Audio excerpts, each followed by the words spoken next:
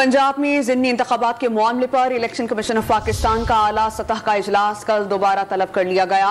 IG और chief secretary Punjab भी इजलास में शरीक होंगे।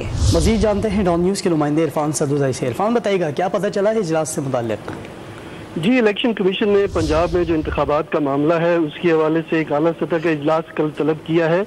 आज भी इजलास हुए जिसमें खैबर पख्तूनख्वा के IG और सेक्रेटरी शरीक हुए। उन्होंने जो कमीशन था उसको अपनी ब्रीफिंग दी और जो लॉ एंड ऑर्डर की सूरत हाल है उसके हवाले से ब्रीफ किया। और इलेक्शन कमीशन ने कल पंजाब के हवाले से इजलास तलब किया जिसमें IG Punjab, chief secretary Punjab शरीक होंगे और इसमें जो इलेक्शन कमीशन का जो लॉ विंग है वो सूरत हाल के हवाले से ब्रीफिंग देगा कि अभी तक क्या इंतजाम हुए और क्या मजीद करना है। चीफ सेक्रेटरी पंजाब और IG पंजाब से रिपोर्ट तलब की जाएगी कि कैसे जो इलेक्शन का जो इनेकाद है उसको पुरअमन बनाया जाएगा।